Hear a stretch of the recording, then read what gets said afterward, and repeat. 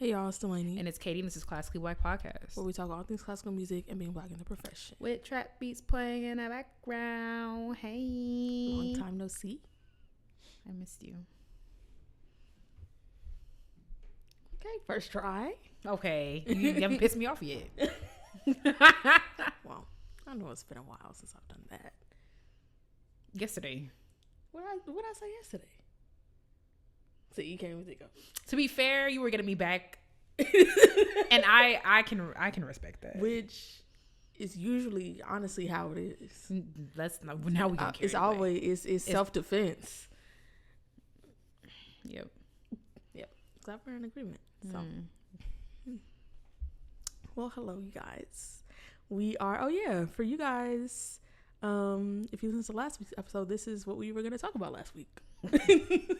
But then we were talking. It's gonna be another short one because I don't have an intermission. So nothing came to me. I'm not a machine. We just did this yesterday. That's true. Like I was waiting for something to come to me. I'll have something by maybe. I mean, I still got that list queued up. We could do another one though. Okay. So I could generate a new one. Okay. Well, we can rank living composers from most to least hot. Yep. You go first. Mind you, it's not even the word of the show. It's our show. So, well, intermission time at the beginning. Right. And remember when we did that for April Fools? Oh, that was cute. That was a couple years ago. We mixed up the segments. Okay, well, it's a good thing we had a nice little laugh because the news is not fun. Is it ever? Dang. I meant like in general, girl. Is it? Like the news? Yeah, I'm trying to think. Because I feel like it spans from regular to... I meant not your news. I'm talking about the news. No, yeah. Oh, I see. Like, just the stories that we were talking about. Well, this was interesting to me from a couple standpoints. One, because this is rampant in classical music and we don't talk about it a lot. And two, because I did not know that this was a law in some places.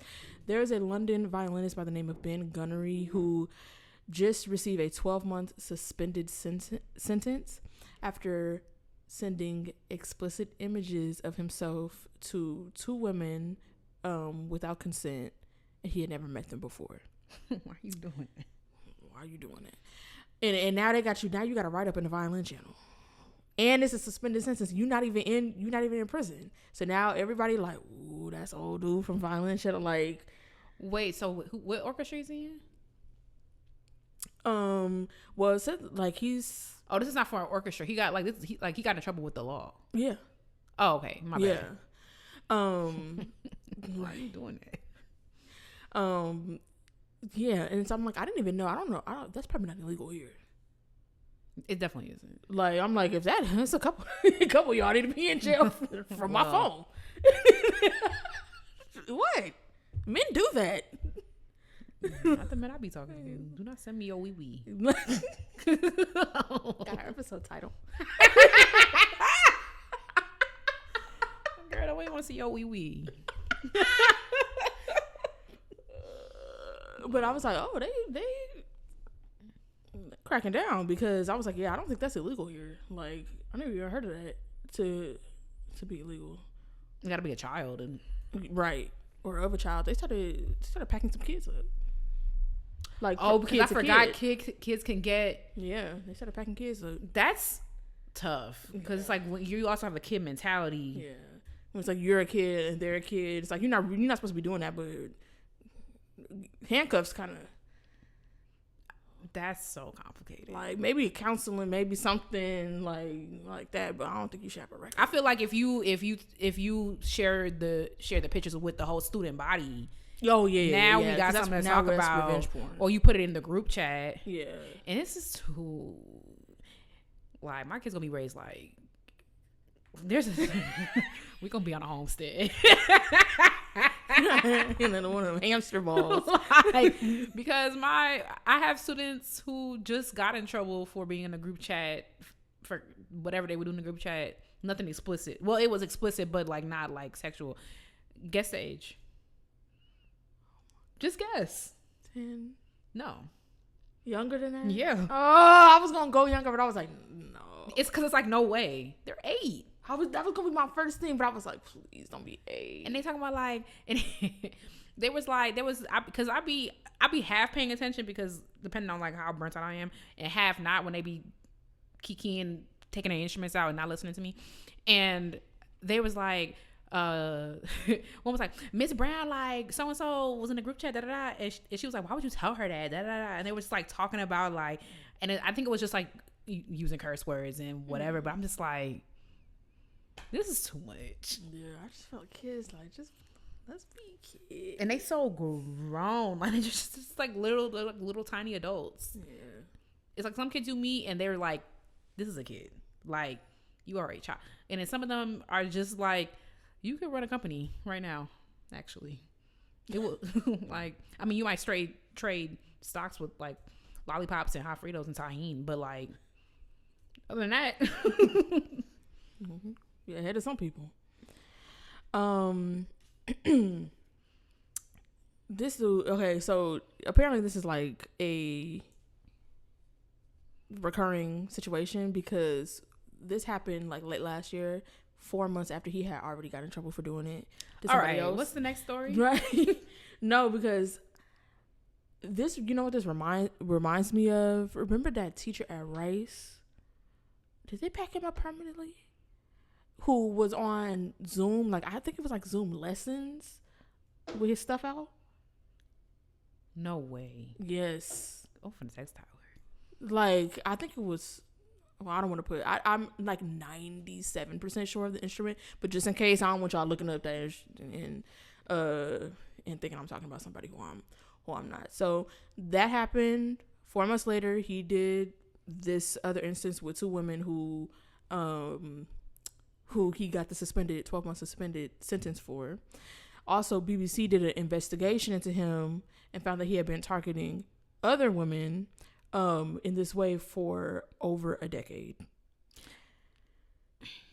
Apparently, a colleague is the one that reported him to the police a few years ago. And one of his students came forward and said that she had received. Yeah. Wait, sorry, who is this? This guy, he's a violinist. I guess I don't know if I'm like, One maybe. Student. Yeah. Maybe y'all know him. His name is Ben Gunnery, but he's not like affiliated like with an orchestra. I don't know if he's a soloist or something like that. I don't know. So in 10 years, you can get no pussy in 10 years. It's not working. I don't. At this point, I'm like that might not even be the point for people like this, because it's like I feel like some people like the fact that it's by surprise and she don't want it. Like some people like that. I'm not versed in that kind of sickness. That type of stuff. So, that's so odd and like deeply upsetting. Like you just sitting here and a pee pop up on your phone. Just because it's Tuesday. What day is today? Thursday. It's 'cause it's Thursday. I mean, yeah. That it's the fact that this dude was doing it. You've been doing it for years, and you did to your student. That's like the most egregious thing. But the general concept of that, like, just as a woman, is just not even surprised. Like, there was definitely an era for that, for sure. So what was the... Okay. So, like, what was the plan for their next lesson? Like, what was the approach finna be? That, I don't know. It was at a music festival. I'm finna ask him. I'm finna DM him. Him? You don't know what you're finna get back. I'm about to say. Never mind. I'm about to say. He's sputting answers out in dicks. Like, cool. Probably gonna run. Never mind. That's crazy. Because that's crazy. You do not want to start no type of thread with him. Like, gonna give you. Never mind. Yeah, he gonna finish it. That's crazy. Apparently, his legal team said that his actions were a result of taking drugs, and he felt shame and embarrassment. He also said that his career has been devastated as a result of the actions being made public, which the actions being made public is a result of you doing the actions. So, And also your career should be devastated because why are you sending to students and stuff like that? Like, that's insane. That's actually insane. So yeah, his sentence is suspended for 2 years. They say if he reoffends, then of course he'll have to go to prison. He literally, this instance was a reoffense 4 months after the previous offense, so I think it's safe to say he's probably gonna go to prison. Especially because he ain't got nothing else to do. He gonna be working. He got plenty of time to take his little pictures.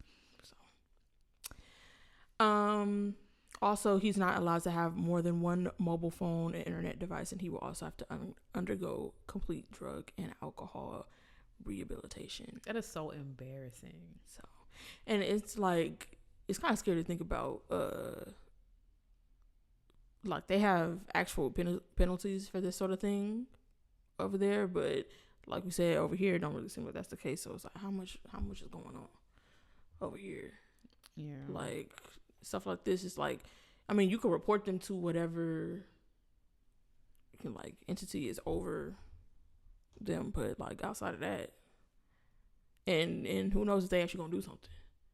You kind of gotta, here I feel like there's some stuff that's like you gotta go public with it or else they're not gonna do nothing. Yeah. And then it's like, oh well, there was a I saw this dude, like this like 90-something-year-old guy who got scammed out of like his life savings, and Wells Fargo was like, well, and then they went public with it, and then they were like, well, actually, we're gonna give you all your money back, and we're so sorry. And it's like, so if he hadn't done that, y'all would have just been like, so anyway. Similarly, no, my stuff not loading.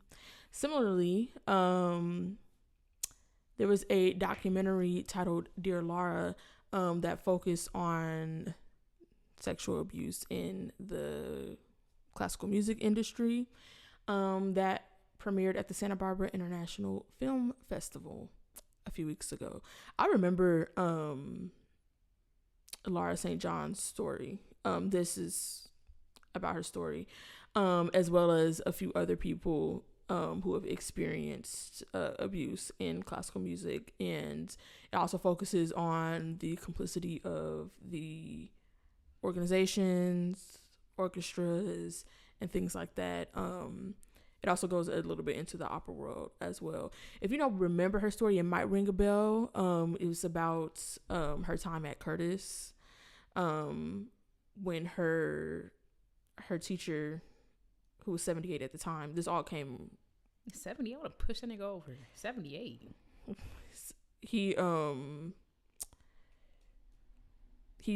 This all came to light after he was already gone. Oh, I remember this. Yeah. Oh, that's tragic. Yeah. She was 14 at the time. Oh my God. Yeah. And so she went public about it in 2019, because this was in 1985 that it happened. She went public about it in 2019, and then there was a public apology and acknowledgement of what happened from Curtis. So this was like one of the big stories that happened. So yeah, since then there's been a documentary about it. You can watch the trailer.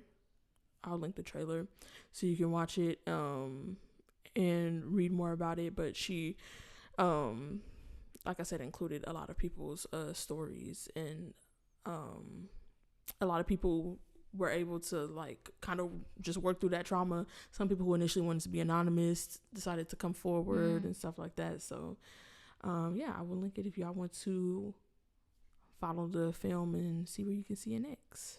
Oh, 14. Imagine how scared she was. 14 and 78. 14. Like, oh, she's probably so scared. Like, it's that I just really can't, like, what are you doing, bro? Yuck. Like, what? And also, who else was you, like, right. You 78, imagine, she's probably wasn't the first one. Couldn't be. Like, all the people that you left in your wake. What, because you could play the violin good? I don't understand. That's why I don't be understanding. I just don't. Like, certain stuff is just really not worth sweeping under the rug. You know how many good violinists there are? How many great, amazing violinists? We gotta keep this one around? He touches kids? Like, no. So, Also, considering the time period, like, okay, she came forward and then what? Especially 1985. You can kick that at the school. 1985 is nuts. And, like, that's really why you see all this stuff coming. Because, like, 2019, it's, like, right after, I think, the Me Too movement was, like, getting started in, like, 2018, around there. So it's, like, you see all of these stories from an era where it was just not safe for anybody to come forward. Now, getting the press and the acknowledgement and stuff they deserve. But yeah, after I'll link it so you can see the trailer. It's still going around to film festivals and stuff, so they probably have some sort of page where you can follow the film and see if it's come to a film festival near you, but they of course are also shopping it around to see if it can be distributed more widely. So yep, that's the news. Would you look at that? I still don't have intermission, so are we doing the thing? Well, we are continuing, or we're doing our Flirt, Marry, Forget. Last week we had to do the bottom of the barrel. Katie decided that would be fun. It was fun. So we have a longish list of composers. So I'm gonna do a random generic. Okay, 3 that we haven't gotten. Okay, Dvorak, Beethoven, and Coleridge Taylor.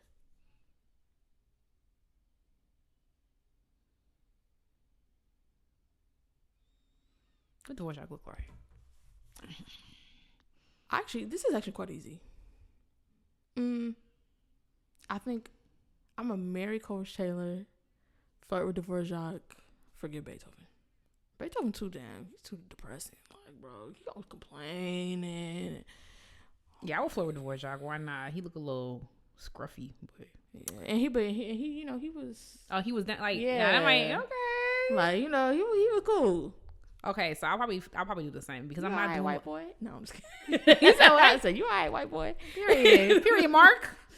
I'll probably do the same because I'm not doing all that yelling. Like Beethoven just seemed like he's not finna be aggressive and just stomping around the place and like, always spitting everywhere. He just seemed like annoyed. Like he just gonna bring down the mood. Like, yeah, we was vibing until you got here. Meanwhile, he right there, but you scowling right there. I'm about to say y'all didn't even have pictures like that. You sat down for a painting and you pissed off the whole time. That's what I'm saying. Like, ode to joy. Ode to something you've never experienced. I'm very good. Thank you so much. Yeah. So, okay, that was easy. I'll do one more. Okay. We got Beethoven again. Okay. Borden. Do we look up? Yeah, Borden. He's fine. Borden, Scott Joplin, and Chevalier de Saint George. Okay, the brothers showing up. Period. But I gotta look up Borden again. I think I remember, but we might forget him just because it's Black History Month, so that's easy for me. That's what I thought. I probably will forget Borden. I will marry Chevalier, and I would flirt with Scott Joplin. Okay, I think I would forget Borden. I would marry Scott Joplin and flirt with Chevalier. I feel like Scott Joplin, especially because like we in America. That's true. And I feel like he had like a scene, But I feel like he was just too, because I come on a certain type of lifestyle, and Chevalier was rich. We went to Scott Joplin's house. I was just about to say he was sleeping on a pallet. I was about to say we would get married after he moved out because he was boarding. It's what they believe was that he was boarding with a family, and you remember his room was right next to the back where they was born. Like it's already like 1920. Like so we would get married after he moved out from there. And it's like, didn't he die young as well?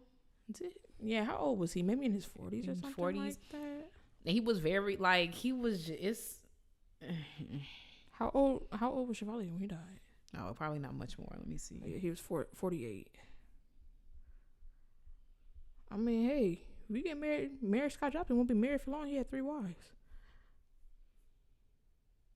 But his stuff also was died so young. I feel like you would like. I mean, 53. Scott Joplin, like, they playing his stuff at the, like, I feel like he was in the nightlife. I feel like Scott Joplin's circle would be more fun to me. I feel like we in the mix, like, oh, there goes Scott's wife. Like, we having a good time, hanging out with Margaret Bonds. Like, we in New York with it. Like, what's going on down to the Renaissance? Like, I feel like that could be fun. But Chevalier just...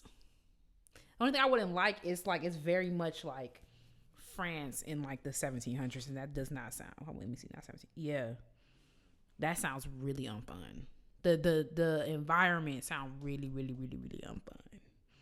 Because, like, yeah, Chevalier my man, but it's, like, a different time. Wait, he got assaulted? Who? Oh, that's that scene from the movie? I didn't know that. I don't know what. I don't really know about his life. So I didn't know if that was true or what.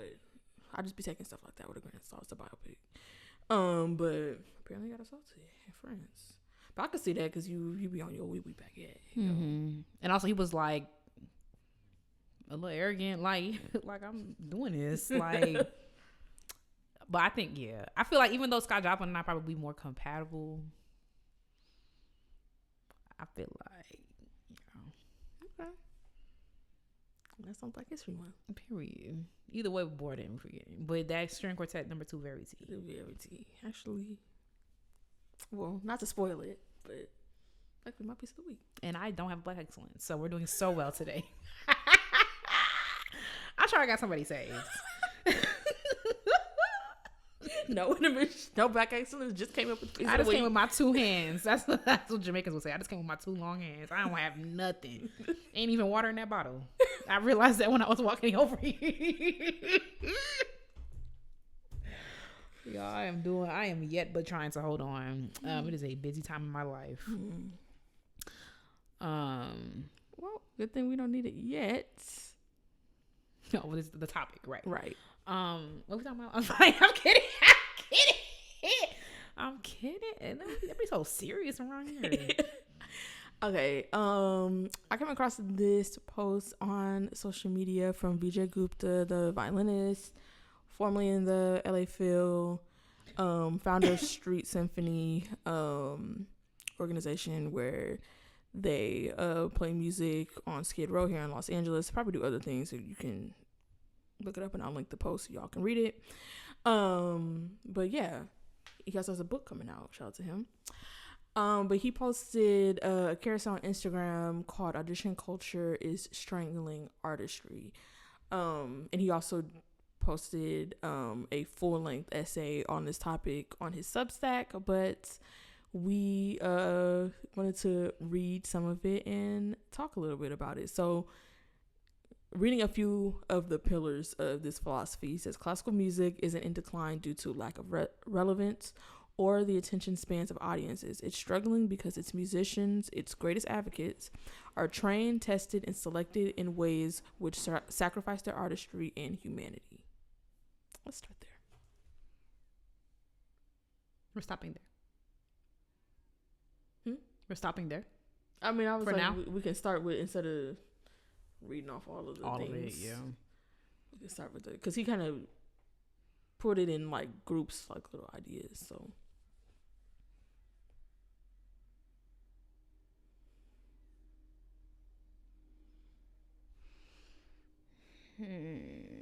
Not. No.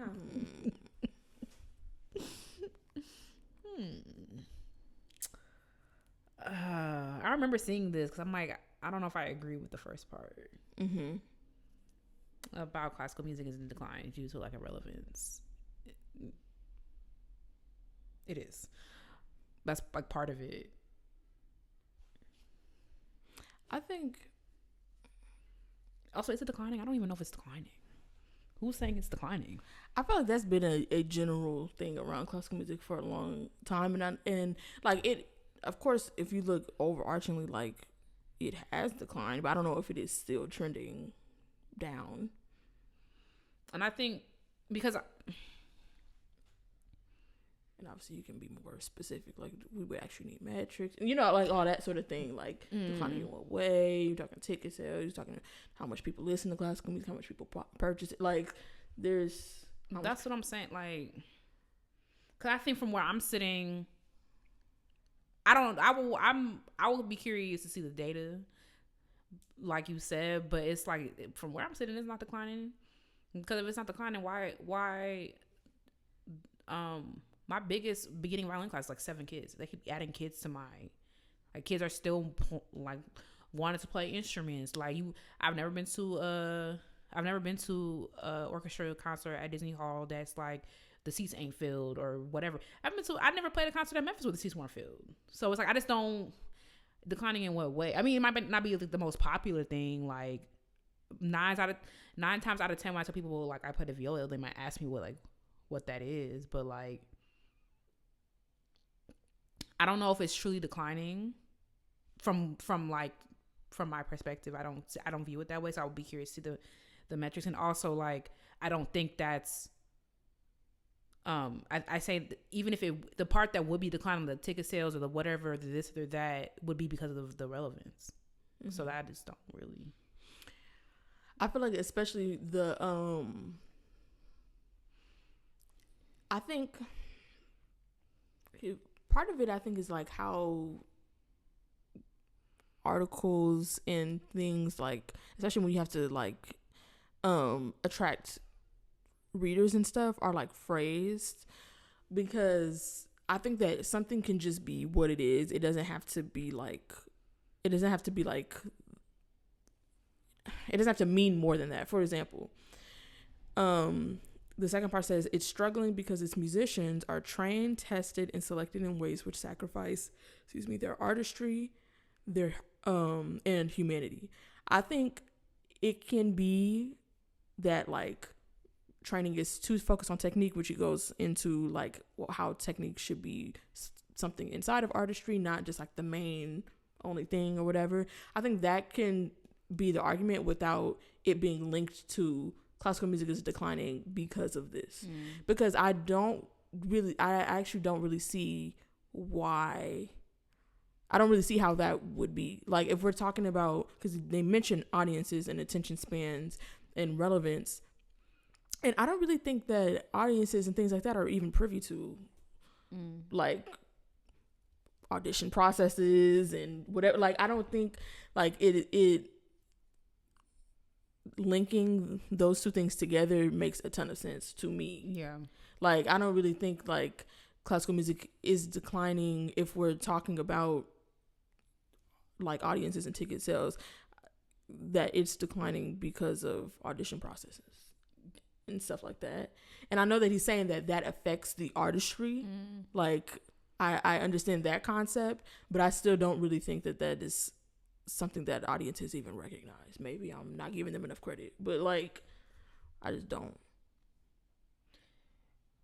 And I can't look at stuff too long because now, and I'm not, because now I just remember seeing this post because you mentioned it for an episode idea, and I remember like swiping through it, and I was like, it's gonna be a doozy because I just don't know if I agree with.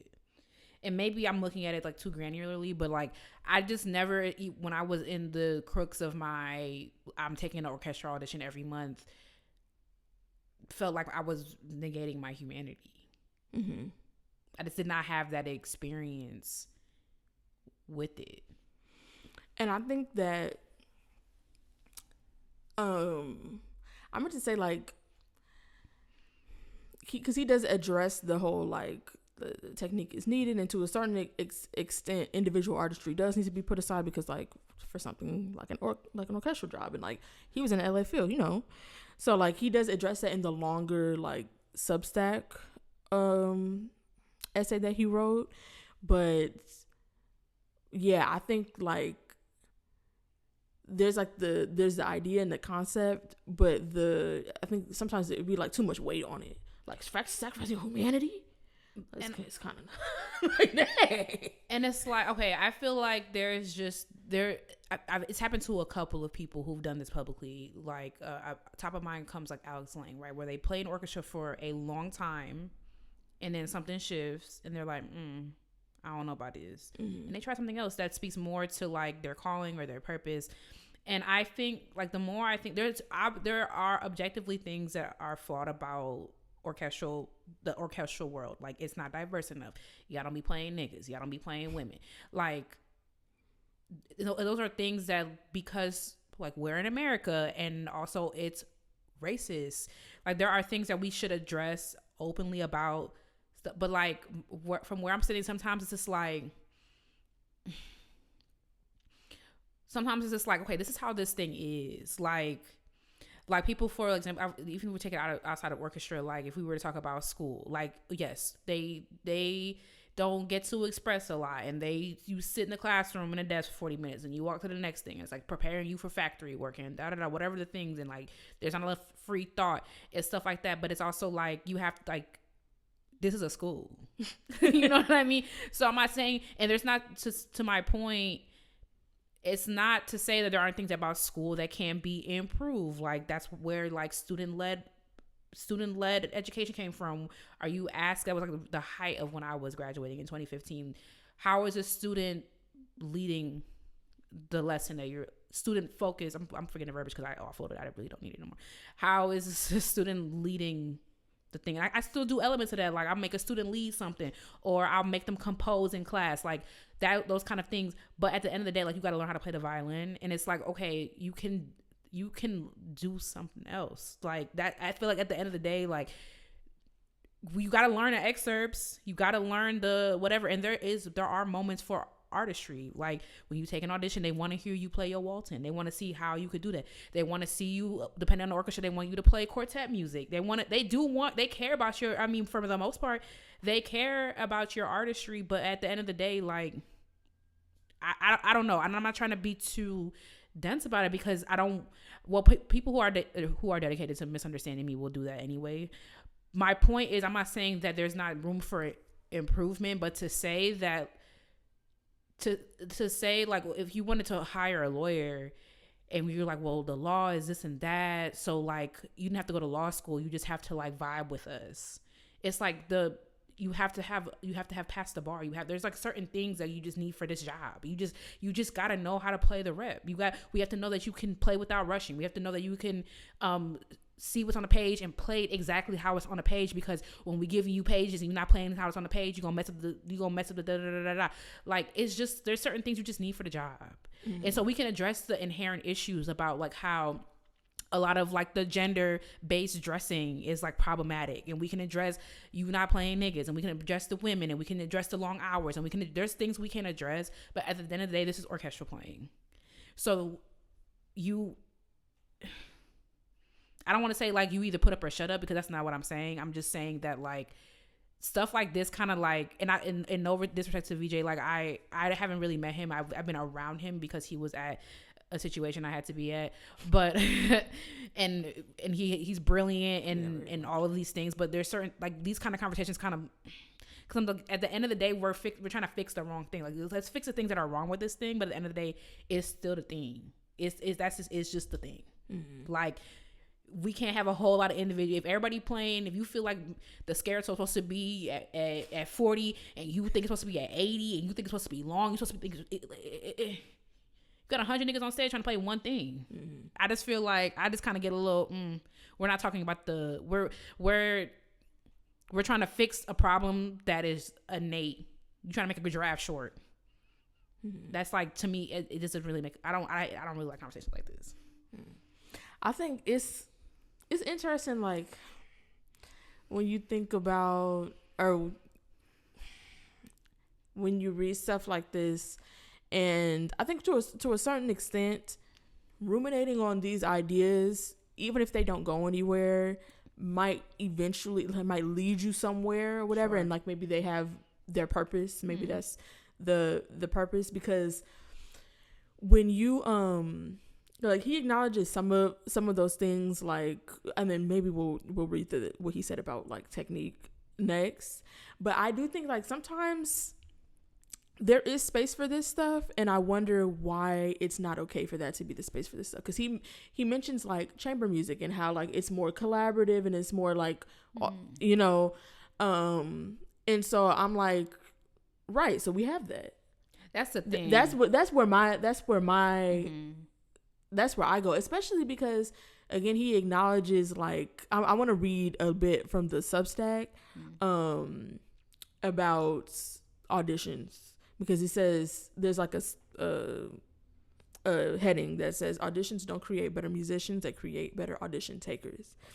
And it says auditions are the mechanism through which the logic of compliance is enforced. Instead of asking who listens most deeply, who will be a good colleague, or who will sustain a musical life over decades, instead the one who makes the least errors, who plays the most inoffensively, the one who survives the most rounds wins. This is trial by elimination, selecting the lowest common denominator.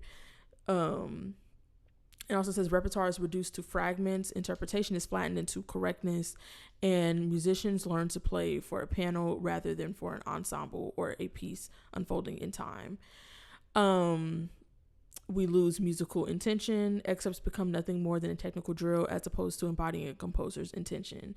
A rote exercise, not music. Auditions do not create better musicians. They produce specialists in surviving auditions, optimized for precision in isolation rather than musicianship in context. I think like part of me is like, hey, you was in LA Phil, like, you know, like whatever, like part of me is like that, but also part of me like I don't really see the musicianship interpretation is flattened into correctness, because I do think like I think that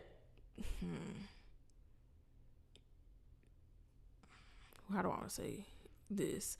I think that like it don't have to be one or the other. Like I think correct doesn't necessarily mean like correct doesn't have to necessarily mean like overarchingly correct. It can be like correct for this circumstance. Like there is a correct way to play Mozart for in an orchestra, like if you're playing in a section. And I think that is also an interpretation. It's an interpretation through like, and then that's also a skill, like to be able to take a piece of music and interpret the way like so that it sounds like classical music, capital C classical music, as opposed to playing Mahler, as opposed to like whatever. Like I remember sitting for one of my friends wanted to play excerpts for me, and I said, yeah, this is like he was playing a Mozart excerpt, and I was like, it doesn't sound like Mozart. Like if you were playing this, I was just about to say, I didn't say it doesn't sound like the piece though, and I was going, but I'm saying it didn't sound like. The stroke didn't sound classical actually. And because, you know, you have to ask me my opinion. I'm not going to tell you, whatever. But he took the audition and got on the sub list, and he said that was a comment he got. And I was like, yeah, because like, especially because Mozart just has such a distinct sound. And like that interpretation for if you were going to play in a section, I feel like there is a correct way. Now, if you want to play like whatever and you playing by yourself or even performing, like what can I say? Like, and I think especially even as classical musicians, like to a musician's ear at least, interpretation gets like wider, because like you can have a favorite recording of something, like especially like Bach or something like that, where it's like you could have 2, 3, 5 cellists all playing, and they're all playing like, you know, accurate to the era, but there's still room for interpretation in the middle of that. But I think like some of the things that, like to what you were saying about like this thing, like orchestra, it is orchestra, you know, that like I don't necessarily view as a bad thing. But again, I didn't spend years playing in an orchestra, so I don't. Yeah, maybe his creativity was flattened in the LA field, and that's fair. But I think to make it an indictment on all of orchestral music, especially because like so a lot of this like doesn't really like a lot of that's I was just like I just don't really agree with that. I agree with some of it, like the whole, but I don't think the purpose of an audition is to make you a better musician. I think the purpose of an audition is to get you a job, and I think being in the ensemble will make you a better musician, because my experience in the Memphis Symphony, like, yeah, you play an orchestra, but they're going to schools and they're doing library stuff. They're doing a whole bunch of different stuff. They play with they do like little Orff concerts in Memphis. They doing chamber music. Shantanique is playing a recital next, whatever. And I feel like you're taking what's meant for orchestra and trying to you're taking orchestra and forcing it into making you a whole musician, when like that process is your own. Like, you play an orchestra for your job, and then you teach to fulfill that nurturing. You play chamber music if you want to be more collaborative. You play a recital. You do a wine night, and you play through whatever. Like, that's your job. It's a job. Feel me? And I feel like even if we were to zoom out, that's why we see problems with people we know who, like, the whole all of you becomes the job. And it's like you're looking for, and it's like, when I think about what you're looking for in an orchestral audition, it's like, yes, when they're listening, you're listening for the fewest mistakes, because whatever. And it's like, it's a very stressful thing to do, and I do not miss it at all. I can't lie. But you want someone who is going to be the most, especially for something like the LA Field. Can this person, like, continue to produce at a high level? You learn lots of music a lot of time. You had 12 weeks to learn 20 excerpts, and it's all these damn mistakes in there. Mm-hmm. Girl, we learn music every week. And then most full-time jobs, you're playing new music every week. Can you learn? Okay, yeah, it's Dvorak 8 and some piano concerto where you go bum, bum, bum, bum, bum, and then some random piece written in 2022. Can you learn that piece? Can you learn that piece in a week when we had all this time to learn? And it's like, I'm not defending orchestra. I'm just saying, like, I'm just trying to make sense out of what's written. And I understand, like, the roteness of it all. But then it's also like, somebody, if I were to sing Cowboy Carter, if you were to rap through Cowboy Carter, it would be, I could get down to that. But it's not what Beyonce wrote. Mm. So if everything was off the string when Mozart wrote it, everything got to be off the string when Mozart wrote it. It's not saying that it's not up for interpretation, but you could do that on your time. Mm. But if you want to go down with the girls who are going to be playing everything dry and everything da-da-da, then that's just kind of like what it is. And I don't want it to be interpreted as a place of, like, complacency, like that's just what it is. But it's like, sometimes the thing is the thing. So go start your chamber music. Go do your thing. Go start your orchestra where you play Mahler off the string.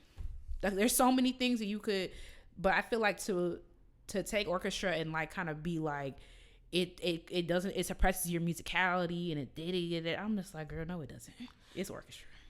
Especially because I like I said, I feel like that in and of itself is a skill to be like, okay, well, we're playing Mozart, and so we are changing the way that we play, and then we play Beethoven the next week, late Beethoven, and then we change it. Like, that is, I feel like that is musical. Like, and does it, and does it suck that you have 20 minutes to prove yourself? Like, maybe we could talk about what audition looks like. I feel like that would be a better conversation. But he did mention that he thinks it will be worth it to add an interview round. My only pushback on that is, like, y'all not gonna listen to that. That's what I thought too. I was like, I wonder how, because, like, if somebody plays down and enough to, if there wasn't an interview round, to win the audition, if y'all added the interview round, how much weight would that really? It doesn't hold any weight. It doesn't. I feel like that would be an uphill battle getting that to mean something. Because I don't think y'all really care about what it means. I don't, because fellowship have interview rounds. And when I was early in a fellowship, when I was at Eastman trying to win a fellowship, I won a fellowship so bad. And I know because it's an interview, girl, I could charm you in an interview. So it's like, and then I know I don't get it. And you're asking all of these really, like, deep and poignant questions about, like, what does community mean to me and what education and all that type of stuff. No, you're going to take the better player every single time. So let's not, it's just like, and there's no point to it. Honestly, there's really no point to it. That's what I found the part that I was looking for. One, I also think, like, it's very interesting to hear this perspective because he won that job in LA Field when he was 19. Oh shoot! So this is like he's not even one of us. Like that world of, like, think of how much you still have to learn to explore, even way past 19, our age. Like, you're still doing that. So like a big chunk of your music, like your musical journey was like, wait, hold on. How did he do that at 19? Exactly. He not even old. It wasn't like this was like in 1970 where if you was playing the violin on the right shoulder, then it was like, okay. I got a couple students I could have won the LA Phil in 1940. Right, in 1950. And sometimes she put that violin on the wrong shoulder. Like, I probably could have won her oboe audition. Anybody. I just don't understand that. How? Where he from? Who is people? That's what, and I'm like that's also a very like important. All of it's growing in orchestra. Exactly, like, and especially when you think of I don't know what show situation had to be like leading up to that for you to be able to win a job like that at 19. I bet you that there was I could see that it's kind of like when you got strict parents and then you move out and then you start wilding. Like, I feel like it's like there probably was not any room for any sort of like, I mean, and also I'm just assuming, but that's just what it sounds like. He could also just be a prodigy. Like, but I think of what it would have to be like for you to be prepared to take and win an LA Phil audition at 19, that it had to be like incredibly like rigorous and disciplined and all that. And then you win this audition in LA Phil, is an orchestra that does some stuff more outside of the box than the standard orchestra. And so you get a taste of that. And then it's like, well, hold on. Now I want to go 10 toes down and do more of this stuff. And so I could see from that perspective how you would land on, okay, this feels restrictive, because perhaps this was your first like foray into anything outside of the most by the book classical music experience.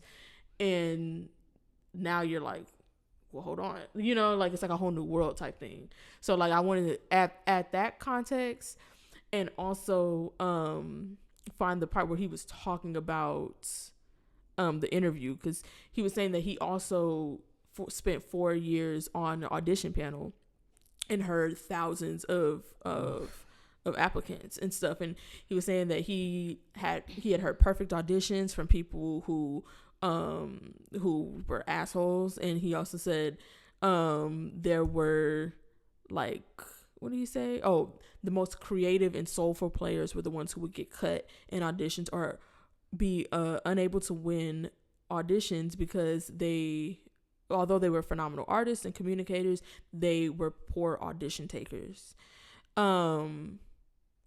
Which is kind of just like, that's kind of par for the course though, because it's like, what, like even an interview wouldn't fix that. I just was gonna say, you don't think an asshole can clean some stuff up for an interview? And I was gonna say the other way around. Like, even if you had a great, phenomenal interview, if you had not even terrible, but like a not up to par audition, like they not finna be like, well, but you so nice, you probably could. Like, they're just not going to. They're not going to do that. It's really interesting. I mean, and I think even like on a deeper level, you're expecting something from an institution that did not have that to give to you, and that must have been a hard lesson to learn at 19, 20, that you're looking for more creativity, you're looking for more flexibility and freedom, and you are in a very institution that cannot give you that.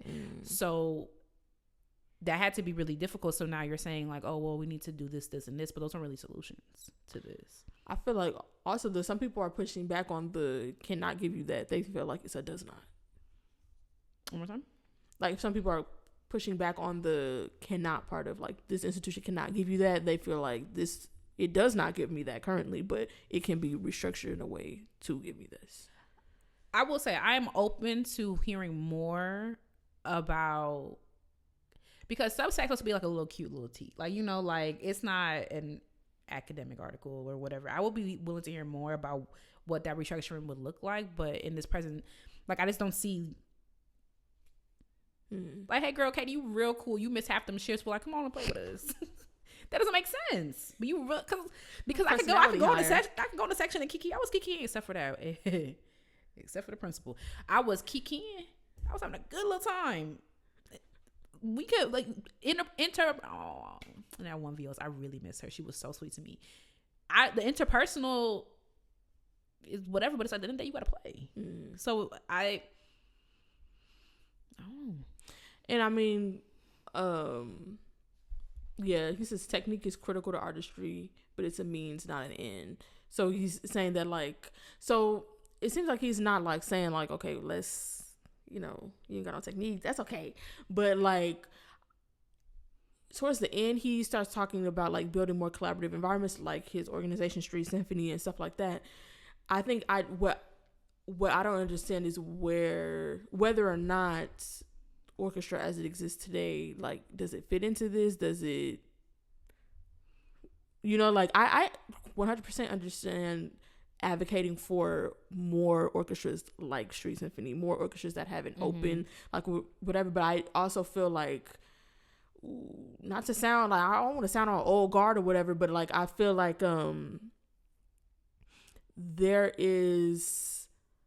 that's why we have ensembles like that, so that we can, because there was a time when we didn't, like, when we didn't have stuff where people could play in an orchestra or any sort of music with a different interpretation, like that didn't exist. And now we have more of it. Definitely don't have enough of it, and don't have enough to fund all of it, especially for musicians to be able to make a living doing it and all that sort of thing. But so I understand advocating for more of that, but I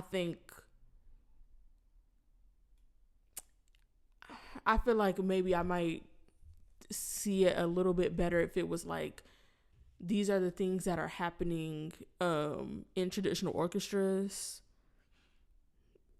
I want to create X to fill like these voids, rather than like, it just seems very much like orchestra doing this, and that's wrong, rather than this is what's missing, let's create.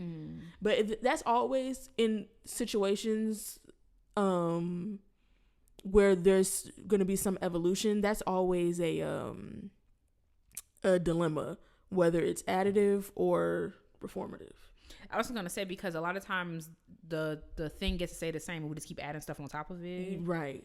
Because even if we added more, because we see orchestras doing that, like the St. Louis Symphony is a great example of that, where like they had the Clark sisters down, like, what I'm saying. But at its core, it's still the St. Louis Symphony. They ain't getting no, and they might get like they might get the Clark sisters touring Twinkie. They might get Twinkie to play the organ instead of your resident white man. But at the end of the day, like, it's still the St. Louis Symphony.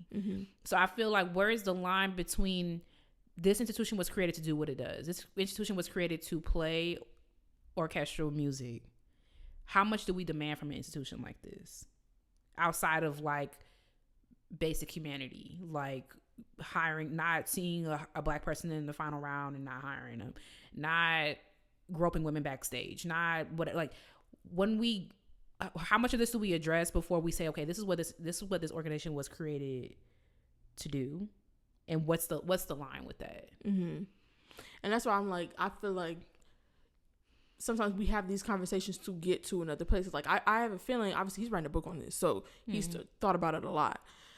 I feel like this sort of conversation and whatever is probably what led him to creating his own organization. So I feel like even if the result of this is not like, well, let's do whatever at these auditions, let's reform orchestras or whatever, at some point this conversation and the back and forth and the discussion of it leads somewhere, even if it doesn't lead to what this is saying. And there was a point maybe like 5 or 6 years ago where I was like, I was tired of like having to like start my own stuff. I feel like everything I gotta do, I gotta build from the ground up. And then I realized maybe like a year or two ago that I was like, that might be your purpose, to build some stuff, because everything, like, I feel like, because we're in classical music, sometimes we just don't zoom out. Like, literally every single thing is like this.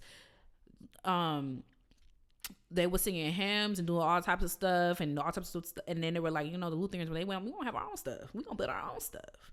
Everybody just starts building their own stuff. And now we got like all these different, like, everybody just does their own thing. Like, podcasts were about the news and the daily 10 minutes and da-da-da-da. And then Kiffy and Crystal was like, we finna talk about Beyonce and do listener letters and whatever. That's just kind of like what it is sometimes. Like, sometimes we take what's there and we're like, this is no longer serving me. how can I make this my own? Sometimes. I feel like one thing I want to, since you played in the orchestra, I wanted to ask about was that he said that winning an audition doesn't, or preparing to win an audition and stuff doesn't prepare you for actually sustaining like your position in the orchestra. I do agree with that. Because but I feel like I could be annoying and say that's not the purpose of it.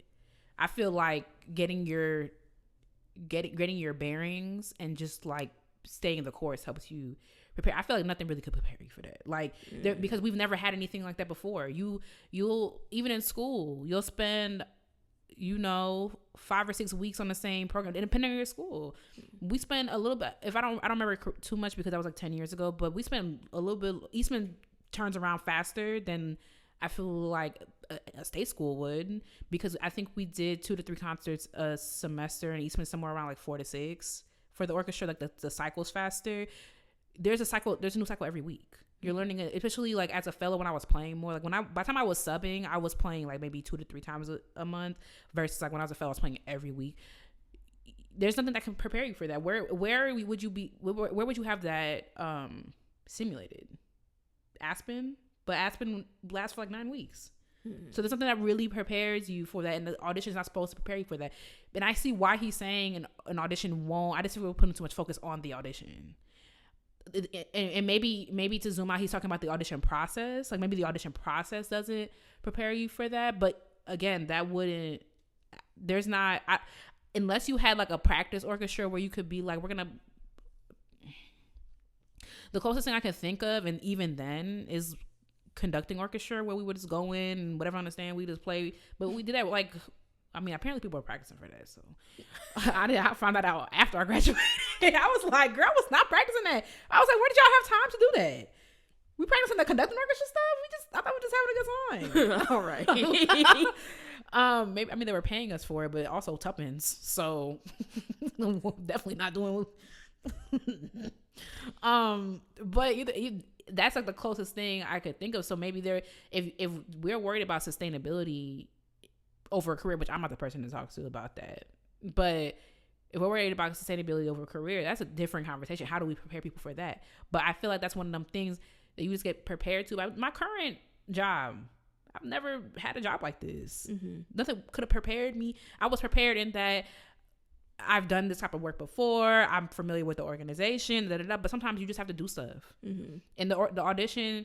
And I just don't understand. I don't know what the solution to that would be. Like, okay, so instead of doing like these 50 measures from Mendelssohn Scherzo, just play the entire incidental music. Like, what literally, genuinely, like, what's the solution? I feel like we're putting the onus on the wrong thing. The audition's not supposed to do anything but get you the job. The interview's not supposed to prepare you for the job. The doing the job will prepare you to the school, the this, the that, all the things that will prepare you for a normal job, and you have to just do it by doing. Orchestra is a job. It is a job. He mentioned school a little bit. I think one of the things that he calls out specifically is like relationships. I don't know what it's like to be an orchestra again. So he said people are often ill-equipped for the psychological, relational, and artistic realities of the work itself.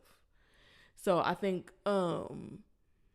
I mean, some of the relationship stuff, like that oboist and that flutist that had to have the thing up to whatever, like some, which I'm like, y'all beefed out that bad is like nuts. And I feel like I've had like enough normal jobs to know that like this, like I don't remember who told me it, and I was like, no, but it's like a feeling, and it's like orchestra is a job.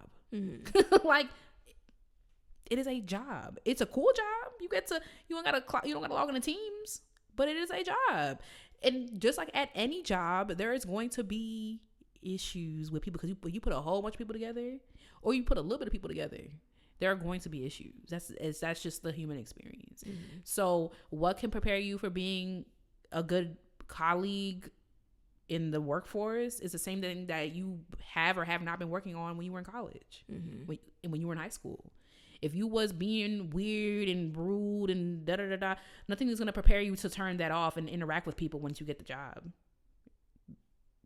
Like the interpersonal stuff, like that's, and maybe they could, orchestra do little trainings, you know, but.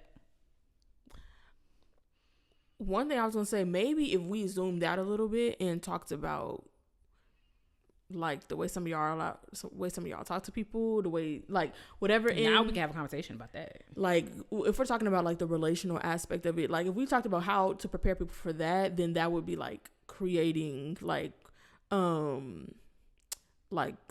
better studio environments and stuff like that. Like I feel like that could help with the relational aspect of being in an orchestra, because like I mean I had a very positive experience with like my studio. Everybody was cool with each other, whatever, but I know some people that did not have that experience. They had teachers who were mean to them, all that sort of thing. So I think that could also be at the root of it. And I don't think that, I'm thinking about an interview. I feel like that wouldn't even like really help, because it would, if we know that, if we say that there's a lot of musicians who are ill-equipped to handle those aspects of the job, and but those same musicians, some of them are well equipped to handle the playing part of the job, it's like who we left with after we add in that audition. If we don't go to the root of the problem and help more musicians grow up in, like if we don't create some of these environments on the lead up to becoming an orchestral player, then it's like we're weeding people out without reforming the environments that make them into that type of person. And then also, just to be frank, a lot of y'all be weird. Like at your basic human level, you're weird. You're like unapproachable. You're not pleasant to be around. Literally, so sometimes it's like, yeah, we can have a nicer studio environment and blase squaze, which I agree with. And I do believe that would address the root of the issue. But again, to the point of like, people are people, a lot of y'all are just weird and like not pleasant to be around. I literally when I sub with Virginia Symphony, when I sub with Richmond Symphony, when I was walking into the hall, I saw somebody that I went to Eastman with, and I remember him because, and I really should say his name, but it's Black History Month. I remember him because he was so, I used to, I'm not going to say that part because I don't want you to think poor of my character. But I used to talk to Dalanie about him all the time because we already got an issue. I'm not saying that like just because we're Black we should speak, but I'm also saying just because we're Black we should speak, because there's 600, 700 people here at Eastman and 4 of us are Black. So a simple hello, like I see you, would be like, your white friends are not going to think less of you. They already do. So he would like always, me being 5 feet has nothing to do with the fact that he would always like just walk at attention, and his friend would defend him, a listener of the show would defend him and be like, oh no, he's just super focused. He's super focused. And I'm like, I guess I wasn't focused when I was pledging as She-Ro and I was running around the town with a Dalanie and I was having a good time because we end up in the same room. And he walked right past me. So there's nothing, you know me. We went to school together and we ended up right in the same room. We both are actually, and at first I was like, oh cool, like he must work here. He must work for Richmond Symphony. No, we were both subbing. So even at that, all of that focus still didn't get you a job. And it's like, so at a certain point, I could think of many, if I just sat here and thought a little bit, I could think of many people who, at a certain point, it just goes beyond like, oh, I was in a room for so many hours and it just made me weird. No, I also practice 6 hours a day. I'm an only child and I don't act like that. And if we take out the factors of like being anxious or being on the spectrum, if we take those factors out and we just talk about like whatever, a lot of y'all are use it as an excuse to be poor people, poor colleagues. Like a lot of y'all are just weird. So some of the things we talking about, that's what I'm saying. Like this is life, baby. Like you gonna get on stage and the people like there are people, I remember navigating the Memphis Symphony and there are people who were like so warm and so open to me. And there were people in my very section who were not. There were people who needed me to like this was somebody like my last year there. They didn't know it was my last year. I knew it in my head. But my like 4th season sat down next to me and started telling me all this tea. And I'm I'm like, first of all, what happened? You told me this. You know, it's like they want you to like be around a little bit and before I could trust you and who you hanging out with. It's like it's a regular place. I can think about my current situation. One of my colleagues who I love dearly, we didn't start out kiki kin. Like sometimes it's just like that. I don't know. And I feel like we have to address the interpersonal issues, but at a certain point, it's like some people are just gonna be people. Like they're gonna be rude, they're gonna be standoffish, they're not gonna know what to say. Y'all don't know how to speak to people at the Kroger. Of course, you know, like, you know what I'm saying. And then it also feeds into the whole like it also feeds into how we speak to people in classical music, the hierarchy. Like interpersonal relationships could be weird if can't nobody speak on stage. You can't nobody speak except for like 5 people. It's like we have to look at what we're really dealing with. You will be stoned and nailed to the cross if I had a question in the back of the section and I didn't whisper it up to her so she could ask.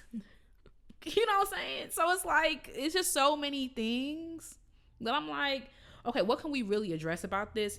And what's like the stuff that we could put that is just innate to what we're talking about? Which, low-key, that's one thing that I feel like, and I feel like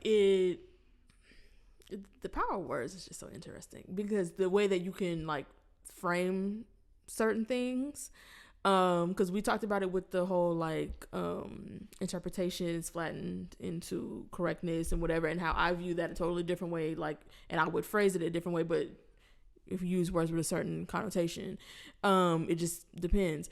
And speaking from the back of the section, it's like that's one thing that could be innocuous, but it also could seem some sort of way. Like some people will feel a sort of way, like I can't say nothing, whatever. But also it's like that's like logistically, like I agree with it. It was a point I just grabbed because I'm like, everybody talking, everybody got a question. It's like, girl, but it is something that is like logistically, like it just makes things smoother. But also if you pair that with a section leader who is obnoxious or like cocky or like whatever, then it can become this other thing. So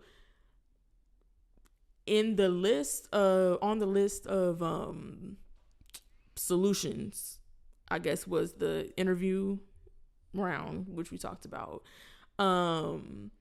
One that I said, he mentioned school a bit, where he said we should create pathways for students to develop self-agency by studying various styles and schools of playing. That I agree with, especially as somebody who got a music degree. And we talked about the improvisation thing when you was on your secret busking excursions, and you said that you just was like, okay, I have all this training, all this school, and I feel like I can't do this. And I'm like, I also felt that, so I'm in favor of that. Like I feel like that can only add to someone's musicianship to be allowed to explore outside of. But I also think like I do, yeah. You spend lucky, y'all owe me some money back. I can't, especially because like not having. No, you definitely need money back because you didn't have a senior year. That, and also not having rep class was nuts. Oh, it's like if you look at the like the sample schedule, like we didn't have chamber music, we didn't have rep class, so we have to make that in some other way. But like no rep class was nuts. No, chamber music is one thing. No rep class was nuts. But so because I was thinking like so many people, like where would you sort of fit that in? Because we talked about the additive versus reformative, but because a lot of people, music school is already difficult. Like your schedule was packed. Like there's not much room for anything else. But it's like that's where we have to have the conversation. Okay, like maybe there needs to be more like tracks or whatever, because like when I went to school, I had my goal being an orchestral musician. So even if I did have the opportunity to take whatever, would you have taken it? Exactly. Like because so I do think, and maybe that's why he's saying it should be maybe in some ways it should be built in, like I don't know. But the last thing I want to get your opinion on was one of the solutions, which was allow orchestral musicians paid time off to intern with marketing and development departments. Would you have done that? No. Paid time off to intern? No. Mm-hmm. Especially because to what end? Just I think I wouldn't have done that. Which I wonder how people feel about that, because when I was reading about like not expressing artistry in certain ways, like via the audition process and stuff like how the audition process sort of discourages people from expressing artistry in different ways. I also like low-key feel like it's okay to just want to play the page. Like I feel like, you know, like I feel like some people don't really want to have that fun with it. Yeah. And I feel like it's kind of okay. Like, and when we were talking about like some people are meant to build from the ground up, like some people, they want to turn on classically black. Some people don't want to start classically black. You know, like not everybody want. That's what I'm saying. Like not everybody want to like. Some people just go to orchestra rehearsal and they go home to their dog, and that's enough for them. They don't want to be no more. I mean, it could be an option to. I just don't. Why did he want you to do that? I want to find the first shot because that's from the carousel, but I want to find where he talks about it at length, because I think part of it is like, I feel like part of it goes to the point of there is a very narrow path of like, this is how you do classical music, and a lot of people are like realizing that they don't have any of the skills around it. I think it's probably similar to why like music schools started introducing arts leadership stuff, and because being a musician in today's industry is not the same as 30 years ago, or you know, things like that. But yeah, I mean, sure. I mean, it wouldn't hurt. But when I think of maybe marketing, but I don't see the point of development. Oh, development, like, so you can learn how to fundraise? I mean, that's good for the relationships. I mean, sure. If people want to do that, then yeah, give me an option. If you get to your orchestral job and you realize you want to do more. No, I feel like a lot of orchestras would not do that. Also, because a lot of orchestral musicians do things outside of their jobs anyway, that I feel like, I mean, maybe it's some type of not exchange program, because now they got the marketing director on tuba. But maybe it's some sort of thing to cultivate relationships across like the organization. I want to see where you gotta pay time off of work to do it though. Who was this for? I'm realizing.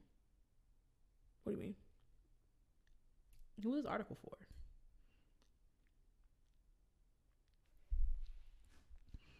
I'm like, who are you talking to? Genuinely. Because I'm really I'm trying to be like, at least for orchestras to contemplate like how they can be doing better. Yeah, I think by and large is the central thing is auditions. So I'm thinking institutions for which you have to audition. Okay. I was like at the very bottom of my thoughts, and I was like, I don't even know what we're talking about no more. And probably mainly orchestras, because orchestra is the primary institution. I feel like that's mentioned. Like we said, there's a little bit of talking about music school, but I think that primarily is orchestra, because a lot of these things, like the whole like the skills that you need to win an audition, are not the skills that you need to do the job. Because I really feel like this might be a little bit in something. I mean, he's not gonna listen to no, because we probably gonna name it something trifling, so he's not gonna. But I feel like this will be more impactful if this was written from the POV of what musicians think they need, because I don't know. If you got on stage and you told me like I'm already like I'm ripping and running from a lesson. I got a podcast and I'm in an orchestra rehearsal. You tell me that I can do an internship with Dorinda from marketing. I don't want to do that. You know, if I'm already, and it's like I don't know. I just feel like, yeah, I don't.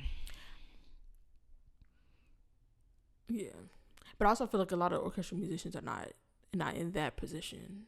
But also, like I said, I don't know why you need to pay time off of work to do that. Especially maybe if you were in a smaller orchestra, but it's like you getting your LA Phil salary to do that when there's so many LA Phil musicians that like they teach and they do all of this stuff outside. It's like you can bring back hobbies.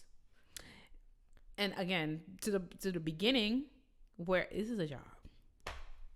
Their job can't give you everything. Which, then maybe that's we probably don't know. We don't have so everything. But I was like, maybe that's because a lot of musicians don't see it that way because of the nature. Like, it's not a job in the like it is. It's a job. It's a job, but not in the traditional. Like it's a job that you've dedicated a lot of your life to up until this point. Yeah. And now it's like now you have it. So what now? Well, we have to build the job molded around our lives because this is life and this is my life job. I genuinely don't have any experience in that. My jive. Every wait, let me not say that. But in the past, like I'll be on stage thinking about what I'm gonna film when I get home. I gotta text my friend back. Like, that's why like I've been working better on like being where my feet are because it's like I really be like, okay, I can film that. And I'm like, well, I used to be like, okay, so like, Shantanique want to get food after this? Like, I used to just not be. Do not diagnose me. Katie she rested for 15 measures. Shantanique. And you know, like I was like, oh, she gets drinks after this. Like, don't diagnose me. I'm working on being where my feet are, but the world spins on. I've dedicated like most of my life up until that point where I got that fellowship. Like I spent thousands and thousands of dollars.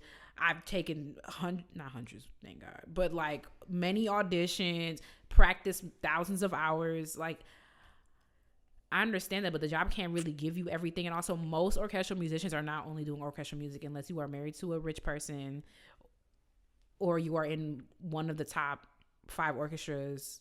And the people in the top 5 orchestras are the most greediest ones among us. Why you teaching at 7 schools? Why are you playing full time and you have a studio of 20 people? Y'all greedy. And remember that one who was across teaching at Juilliard and USC? Why are you doing it? Right. That's insane. I remember I met somebody at Eastman who was saying that their teacher comes in and tries to give them like their lessons for like the month in a week. And you're not afraid of hell enough. People are not. That's what I'm realizing. People are not afraid of hell. And I'm like, that's not comparable, and we're not doing that. And we're not doing that. Like, and the fact that you have the audacity to even offer that, like you playing with people's educations, and that's ridiculous.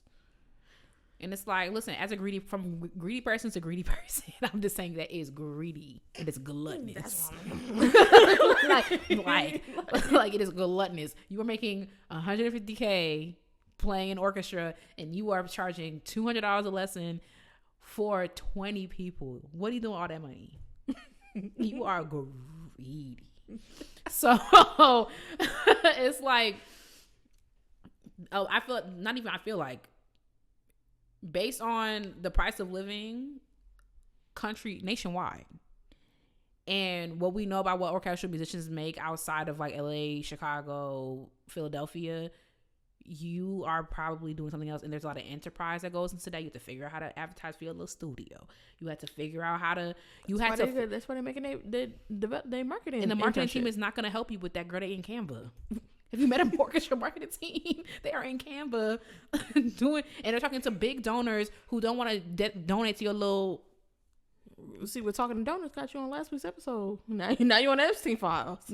Like those donors. I mean, and listen, hey, I'm just saying, most of those donors are giving big bucks to like have their own seat in the hall, to like have their name in the program, to go schmooze and whatever. I mean, and there's nothing wrong with, I feel like you will be better off in having like a course or something that people might want to go to, and also going to the events of the orchestra, because one thing about it, like when I was playing the orchestra, them folks was gone.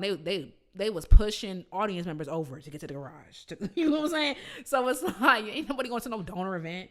You know what I'm saying? But go talk to the donors and whatever. I just don't see how talking to the marketing team who was just trying to sell tickets and they buying Facebook ads is going to help you with that. But majority of orchestra, that's why I was like, I started to get lost in my thoughts, because I'm like, who is this for? Because majority of orchestral musicians are already doing all the stuff. They are already doing this full circle life. They play in chamber music.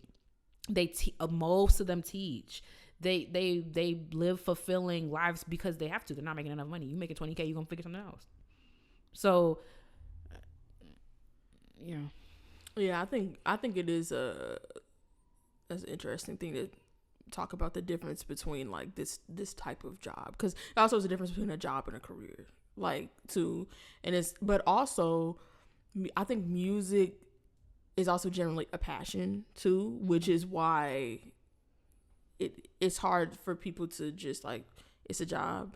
And I also think that that's sort of like, I mean, maybe a bit of what he's talking about,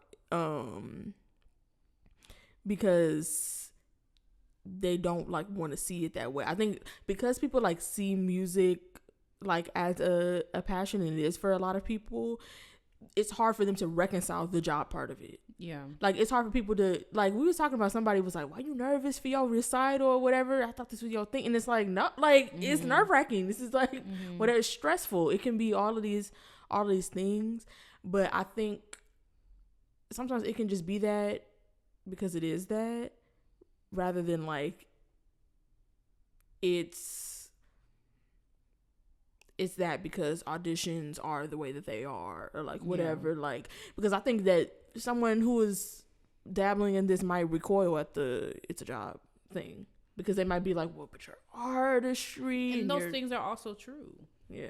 And I think that to that person who was like, it's a privilege to be able to practice, and like, yes, girl, I got up this morning, I said thank God for my 10 fingers. Okay, it is a privilege to be able to hold things and to do things well. The point is, girl, like, music is beautiful, and there were multiple times where I was like, it's not from a place of like not being grateful. Like, there was multiple times up until the end, I'm like, I cannot believe I'm getting paid for this. Like, and yet it is still a job. Like, and yet it is and I even think about, like, I heard I was like walking next to someone on the way to rehearsal, and they were on the phone, and they were like, yeah, I'm on my way to work. And I was like, I forgot. Because it's like, it's rehearsal. You know what I'm saying? I have a concert. You know, it's not, you have a shift, girl. Because guess what? If that concert starts at 7:35, and if it goes any minute past 10 o'clock, you get overtime. This is a shift. You have to work from 7:30 to 10 o'clock. And so it seems a little reductive because of the beauty, because of like the career elements, like you went to school, you did the things. But I think when we start being like, okay, yes, it's artistry and it's all of these things, but what do I owe to myself as an artist to make sure I feel fulfilled as an artist, and not going to the money and being like, fulfill me. That's not really what. And I think also that now that I'm thinking about it, that transition from school, where school is supposed to fulfill you, school is supposed to enrich you, and there's so many blurred lines between it, because yes, now you went from paying money to earning money if you go from school to orchestra, and not much of the environment has changed, besides like your friends aren't there and you're not in a dorm, but you're going to rehearsal and you're playing concerts. So there's a little bit, even though they're completely different things, there's like a little bit of like the transition is a little bit blurry. You have to make that mental shift, or maybe we could talk about what does that mental shift look like. But girl, it's a job. Like, you are going to work. Work does not bring me any fulfillment. And that's not true. Work brings me fulfillment, but doesn't bring me all of my fulfillment. Because even I'll be like, I like when stuff goes right. I like when I figure something out that's difficult. Like, I like when, you know, I there's elements of my, you know, because also I'm also grateful to have it. You know, so I think also some of that is like manufactured fulfillment, but it's like, but I fulfill my life in other ways. Like, them kids be stressing me out. They do, especially the little ones. I still find fulfillment in that because I'm like, all of these years later, I'm still teaching. Like, that is incredible. It is not my only fulfillment. I feel like you're asking from something what it cannot give you, and I feel like If Simon and Schuster started on the girl, do your thing. But I'm just saying, like, I feel like he's thought about it for a long time. But when I'm hearing it, I'm just like, we're asking too much from something that it cannot give you back. Like, it cannot give you your soul, life's fulfillment and purpose. Like, girl, you need friends, you need students, you need whatever. Go start a violin hip hop album group. And tour in the summer. You got 3 months off, so you be shaking in the room all summer long. A lot of y'all don't play all year. LA Phillies, Philadelphia play all year. LA feels like one of the few orchestras that play all year. Chicago Symphony, and not even having them be subs up there. Mm-hmm. So it's like you be rocking in your corner in the room all summer long until the first rehearsal in the end of September. I don't know, girl. I wonder. I mean, maybe I'll chew on this. Maybe this episode, because I am thinking of other ways that, like, being a musician, although a job, is like, is more all consuming than the average job, especially 100%. when you think about like a music festival. Like, who going to their accounting camp and you're like, literally, because I was thinking about like the continuation of school. Sure. like you, even as a grad student, you might not be living in dorms or whatever, but then you go to camp for 6, sometimes 8 or 9 weeks, and you're like, you are living with the people that you're in orchestra with, and in the mornings, and you're practicing, and then you're going to orchestra, and then you're going to chamber music, and then you're going to your lesson, and you're going to studio, like all of that, like whatever. And it's just like, low key, I mean, obviously you need a lot of training to be a musician, but it's like, I mean, and we've talked a little bit about it, like how people don't be having lives, but like, I wonder, like, I'm trying to think about the people that do, and it's like, how you get that?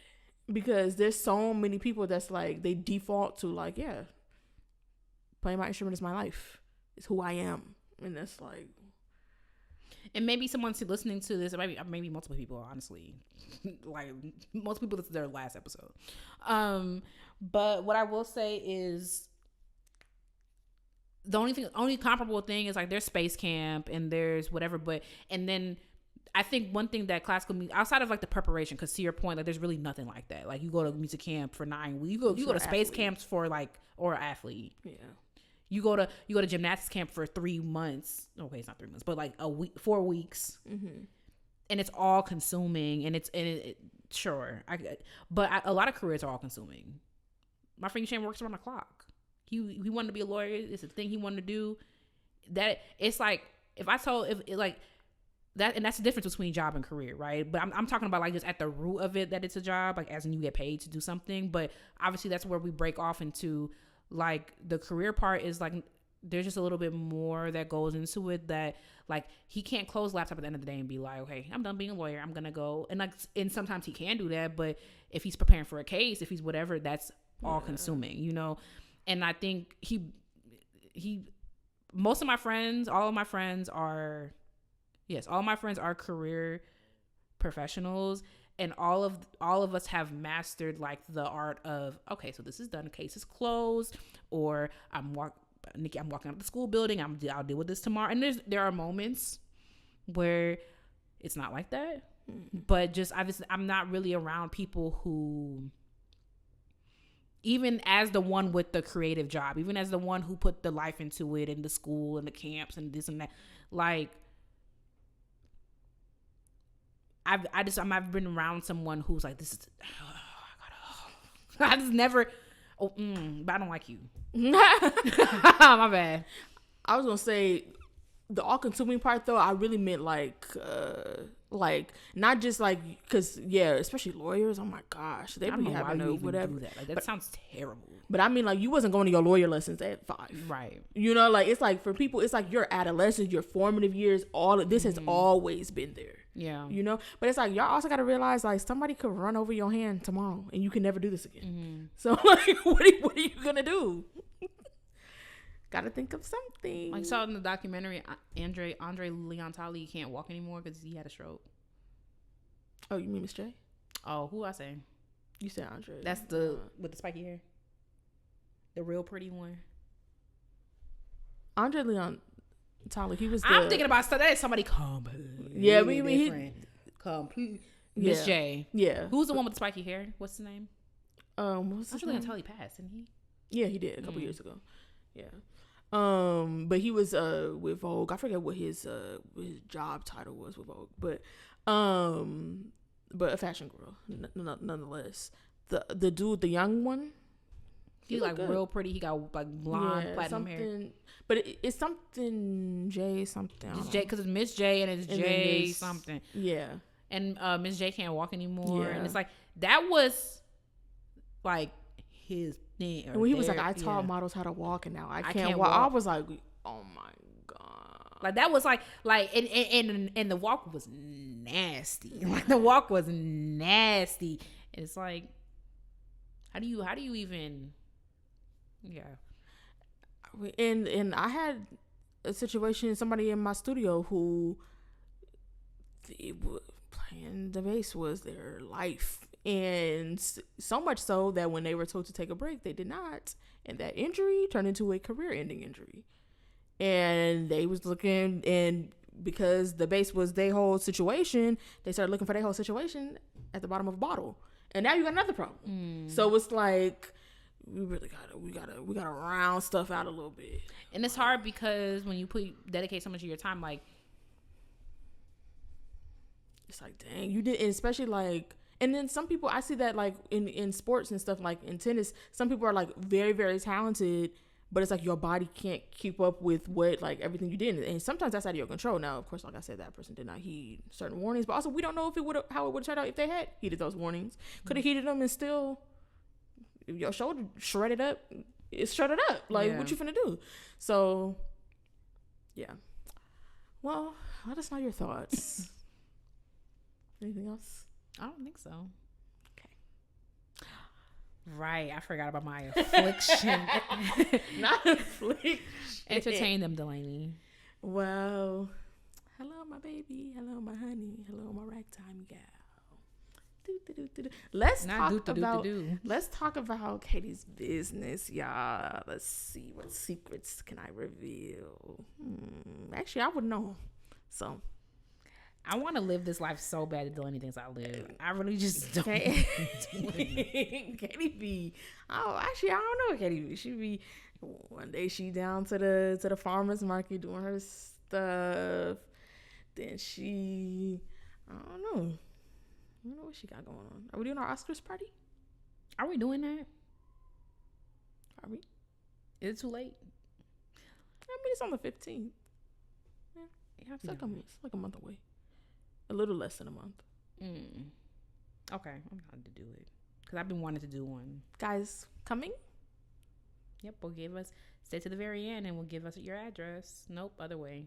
Right. Has that trumpet girl been Black Excellence? Who? The one in the jazz girl? Oh, Tatiana? I don't know. And if she has, it's been a long time. Okay, period. What's her name? Tatiana. Taylor? Tate. That's right. Hey, girl. Tati. Oh, I just had a screenshot of her. But because she did a video on Jazz Club and I do like a jazz moment. Oh, yeah, I saw it. I went to the Blue Note a couple weeks ago. That was cute. See? Not the Blue Note. This bar downtown LA was really. Come on, nightlife. That's all I was like, what? I was like, I could unfollow Black Events LA. I got Black Events LA right here. That's nuts. It's not. Okay. Because my thing is, I don't feel like editing, so all of this will be in here. I hope you enjoyed it. Okay. Oh. Ooh. No. It's the color of the font and like how. You can highlight it, maybe.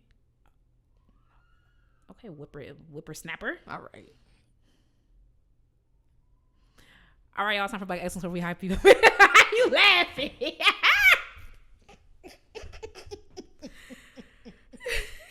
They already know who it is and everything. But doesn't our good sis deserve an intro? She does. Amen. All right, y'all. It's time for Black Excellence where we hype you up, gas you up, and give you your props. There's room for everyone at the top this week. I'm talking about Tatiana Tate. She's a jazzer. She's a trumpeter, composer, music director, band leader, artist, and actress. Okay, period. She's played with a bunch of people. She's one of the top. It's the font, girl. Sorry, just make it black next time. She's a rising star. She's located in Long Beach, and as an artist composer, she's built a resume that would envy the artist of 3 times her age. Okay, that's how you pop your stuff in the bio. And you know what? I was just about to say she's too humble talking about rising star, girl, star. No, for at real. This point, like definitely a star. She began playing as a drummer at the age of 5, and then switched to trumpet at the age of 8. She's an NAACP AXO champion. She's source of the Colburn Conservatory Music Jazz Workshop Band, soloist of the Arturo Sandoval All-Star Youth Jazz Band. She performed at the first annual Grammy Museum Gala along with Boyz II Men. Every time I see Boyz II Men, I think of Boyz II Men. Kelly Rowland, my sing. Smokey Robinson, Michael Bolton. She performed the BET Awards with Lizzo. She played on the title track for Reasonable Doubt movie series on Hulu. I heard Reasonable Doubt was good. It's good. Yeah. A bunch of different stuff. She's a freaking feature performer with the All-Star Jazz, Funk, and R&B all-female supergroup, Jazz in Pink. She's performed many festivals throughout the country. Washington, D.C., Women in Jazz Festival, Next Generation Jazz Festival, Gardena Jazz Festival, Long Beach Uptown Jazz Festival, and many, many more. She shared the stage with David Sanborn, Cora Bryant, Brian Culberson, Brian Simpson, Kamasi Washington, bunch of people. She relishes, period. We love an educated queen. Free improvisation, avant-garde experimentation. I've seen her play before. We start jazz and then it goes, whoa. Avant-garde experimentation, melodic approach to her distinctive tone, mixing spiritual Afrofuturist jazz with soul, funk, hip-hop rhythms, and global influences. She went to Colburn. And yeah, she is that girl, and her hair eats. And she played in Doechie's Tiny Desk. Did she? I knew that. Mm-hmm. Nigga want to take now. Yeah, I saw her at Aura. Doechie? She was no. Okay, outside. What was your Aura? Aura changed. I mean, this was a while ago. This was I went there with Laura for Christmas when they had a Christmas thing. I think Isaac was playing, but I met Tatiana in high school. We played a competition together. One of the NAMM competitions. Yeah. Or change their whole stuff. The drinks are still the same, but like when? Because I haven't been in a minute actually. I haven't been in a minute either. I think I went like a month ago, maybe a month and a half ago. Oh. No, like a month ago. Yeah, they changed their whole thing. I paid like $20 for leaves and foliage. They don't have none of the like little vegan stuff. All the little, I think you told me. All the like little treats they had, like the coffee cake. But I was about to say they better not get rid of that. They got rid of the coffee cake. No way, they got rid of my coffee cake. They got rid of the coffee cake. They got rid of the wraps. Like, nah, I'm about to go have a word. Like, at least give me the recipe. Like, I have a recipe because I have a recipe for the LAUSD coffee cake. You can get that from Earl's. I've had it, but it's better when you make it, in my opinion. It tastes more like the exact, like I know they say that's the exact recipe. I think also they might have had to change something to package it like that. Oh, because that's not how y'all got it when. No, you got it hot in school. Yeah, that's why I was like, it's better to make it. I thought that was when I was in Earl's. I was like, oh, this is what they talking about. Not saying I can't taste it. Got eggs and butter, but I was like, oh, okay. Yeah, but it's like it's still good, but it does taste different because my mom makes it. It's like I got that recipe, but then I also like Orla's coffee cake. Orla's coffee cake is so good, and it's vegan. Yeah, the regular one is not like a different vegan. It's just vegan. Okay, period. Yeah, and they changed that whole stuff. They changed that, and they took the outlets out the little cubbies. It's very trifling. Like, boo. Dang, not the what they call that, hostile architecture. No, it's really, and surprised you got a big old spike in the chairs. And now, to be fair, am I part of the reason why they Yeah, because it really does clearly say 90 minutes. But my whole thing for the little out, they have these cute little like it's for the real fans who's still here, because I would have been turning this off if I just came. Anyway, they got like these little alcoves that are so cute and like. And one day I went there and I'm like, I'm gonna plug nothing in. They put like tape over the thing, not tape. I almost. They put like a cover over the thing, and I said. So then I just like. So the next time I went, I bought a power bank. I was just about to say, because now I'm gonna just sit here. A power bank is crazy. I'm like, who can play that game? Like, my thing is, I'm gonna keep. Okay, yes, there's a 90-minute limit. I understand, like, because other people might want to use the booth. If it's like not a lot of people in here, and I keep buying stuff, I feel like if I came in here and I bought a $3 lemonade and I just sat here for 7 hours, I could see how that could be. But if I'm here working on a script for 4 hours and I did an order and I did like another order. I was like, remember that time we was there for like 5 hours? Yeah. But we kept like buying stuff. I think I bought like 3 things that day. Yeah, like buying drinks, buying food. Yeah. Like, so, dang, I ain't been there. I mean, I might go back and see if they turned it around. But that salad I got, I was like, y'all didn't put no protein on the salad. Dang. Sticks and foliage for $20. But I was hungry. I already went in there with the mind that I was gonna get my vegan breakfast wrap, and I was like, okay. Then I'm looking at the menu. They got a new menu, and I'm like, okay, can y'all put it in a wrap? But the wrap, it was just like, I mean, it was good, but it was like kale and like breadcrumbs and like vegan Caesar dressing. That lasted me about an hour before I was like, okay, we finna eat. Yeah. You know, because like before it had tofu, the dressing was, I would get a little extra dressing. I'm like, child, you just, it's really just sad when you want the best for somebody, and it's like, and I mean, like, he's trying to do what he's doing with his business. I think he's trying to like do restaurants, or like, girl, you could have did that next though. I saw them because it at the Lamar Park, the Village Vendors Association, they be having meetings. I'm like, period. Where? See, Lane be talking about being outside though. This is the first time hearing about this. Girl, I saw it on Instagram. Oh, because I follow the vendors, like they have a collective, like whatever, but like, you know, to try to keep the area just so much Black owned, like they, you know, have meetings to, you know. One thing I really, really, really do appreciate, which is like the meetings and stuff like that, is like, because one day I was like, okay, the last little thing they got, that George Washington Carver, is just like really, really good. I'll be making, because I made a smoothie. I used to make a smoothie like that, or I do regularly, because me and peanut butter go together real bad. Yeah. But I'll be making my own smoothies like that, because I'm not really a smoothie person, and two, when me and peanut butter get together, the smoothie don't went to 1,000 calories, because I'm finna I put that in because I was like, I wonder how much this smoothie I put in. I said, oh yeah, it's not healthy. We up to 1,200. So I'm just like, let me not smooth, because I'm like, yogurt, little you really chocolate. You really can't put the serving size of peanut butter in there. I'm gonna need like 3-4 tablespoons of that. I just be so I went there at like 6:30, let's say. I'm gonna swing by, I'm gonna get something, I'm gonna keep going to where I'm going, and I'm pulling a door, and he was like, over closed. I said, since when?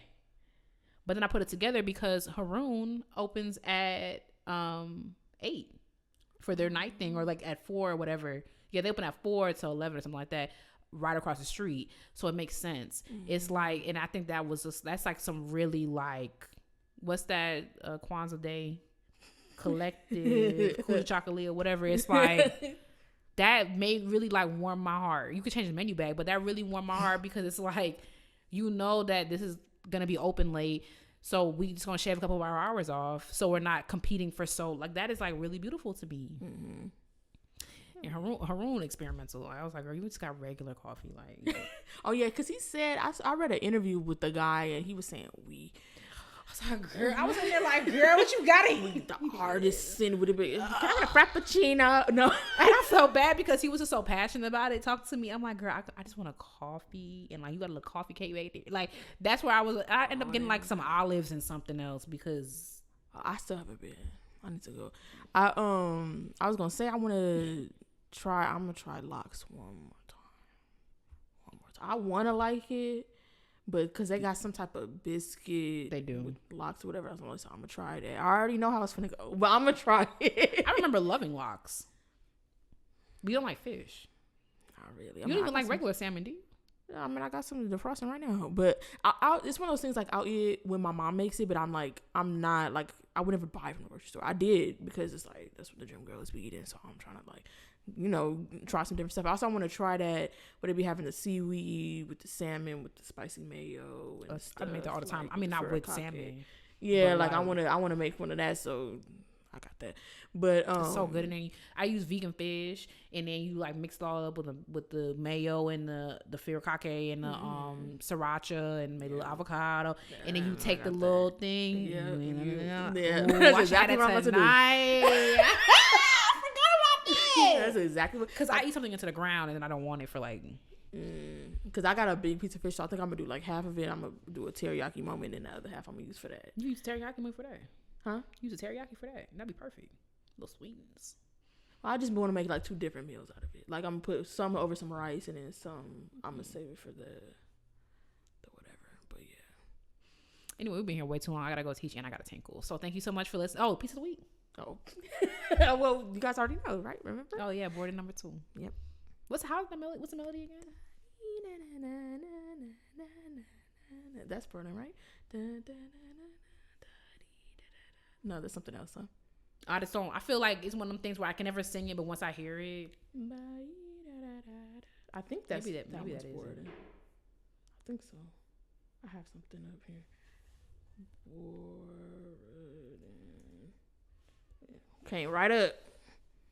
He ate that real bad. See, yeah, I already had a progress bar. I was listening to it at some point, but I'm pretty sure that's it. But after my in the hall of the Ball Mountain last week, I trying to make sure. Yeah. Maybe I'm thinking about the second movement.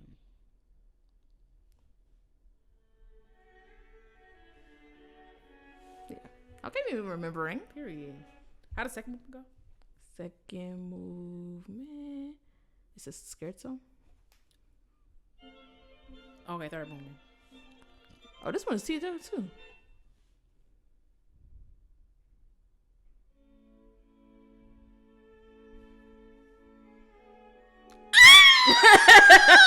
Yeah. Ah. He ate.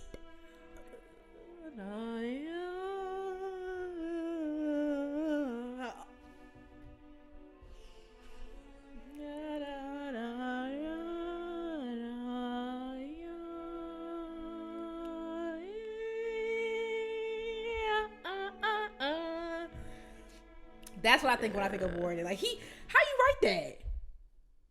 Yeah. That I be thinking about that. That is so. Yeah, I'm about to run this back. We should. Oh, that's gonna be real high for you. I was gonna say we should do a little quartet night After the way a quartet night would be cute. Woohoo. Is that too high? Because that's tenor clef. It's bass clef. I just don't know any classical musicians in this series. But you do.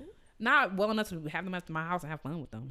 You had what's that? Okay, you're not right. You're not right. I like her. She didn't know your name. And I'm like, That was your so body. crazy. Can your body hit your body? That's so crazy because I met her at a mixer and I was like, oh, I'm having a Super Bowl party. Like, you should come through. And she like didn't remember my name. Like, girl. And not even like, no, she remembered the name. She didn't remember who like, which who I'm was like, Katie. Yeah. And also, girl, I lie. Out of everybody in here, it was only me and like one other person that was there last week with you at the mixer. But bless her. She means well. I'm assuming. Yeah. Talking about you need to know nobody. Go. Let's go around the sideway. Anybody play violin? I wanna. Because I just don't really be talking to classical musicians and like that. But but I mean, I'm cool with a lot of classical musicians, but like not a lot, a good number, but like not on we just like college people like ships at night type of thing. Like anyway, thank you so much for listening to Classically Whack Podcast. Don't forget to follow us on social media at Classically Whack podcast. Join the Epping Tower. That's patreon.com/Classically Black Podcast. Thanks for listening, and we will talk to you. But saying, I'm gonna get fired. Didn't know. See you next week. Just me. Saying your goodbyes. Oh, I didn't hear you say bye. Bye.